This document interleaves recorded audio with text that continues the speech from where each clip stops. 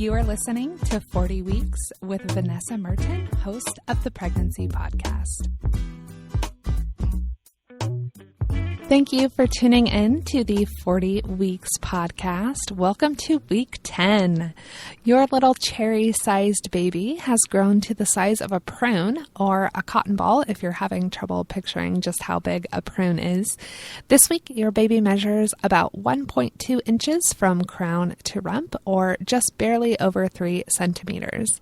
Have no fear, your little baby is looking cuter and more human every day.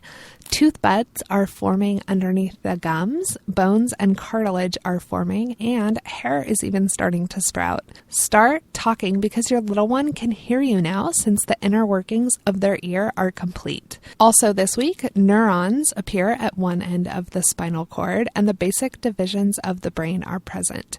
If your baby is a boy, he's already producing testosterone, although you probably won't be able to find out the sex for a few more weeks. In the coming weeks, your baby will again double in size to nearly 3 inches. If you have been able to hide the little bun in your oven up to this point, you may not be able to hide it much longer. Your uterus has increased from about the size of a small pear to the size of a grapefruit. You're probably going to notice a baby bump before anyone else can spot it. And if you're not quite ready for maternity clothes, you can definitely opt for pants and skirts with forgiving elastic waistbands, or go for really low-rise waistlines that will sit below your belly. For the love, do not suffer in uncomfortable clothes. You may also notice more visible veins on your chest and abdomen. These can be especially obvious if you are fair-skinned, but even those with darker complexions may have them. Your network of veins has expanded to carry the increased blood supply needed to nourish your growing baby. As the weeks go on, you may also notice that veins in your hands and feet seem larger and more prominent too. Not to worry, this is totally normal and eventually they will disappear. If your doctor or midwife suggests or offers a chorionic villus sampling or a CVS test, this is usually performed between weeks 10 and 12. This is an invasive test, meaning that there are risks involved and it checks for genetic abnormalities. Make sure that you know what the risks and rewards are of this test and make an informed decision about whether or not you want to take it. Generally speaking, women who choose to take a CVS test usually have a family history of genetic disease and are 35 years or older.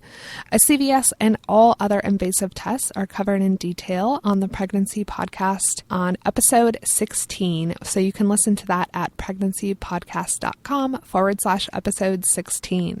Tip for dad, talk to your baby. This may seem a little silly at first, but they are able to hear sounds and can respond to familiar sounds, such as your voice, with movement. So even though mom won't be able to feel them moving around now, later on when they can feel them, sometimes if you talk to that little one, you may feel them kicking back in response.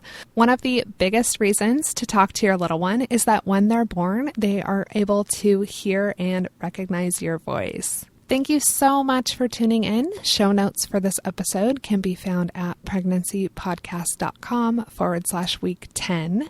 Next week, your baby starts developing fingernails. And until then, I wish you the very best on your pregnancy journey. There are so many awesome resources available to you at pregnancypodcast.com, and you can sign up with your email address and your due date to get a weekly email with a link to the episode for your specific week every week in your inbox.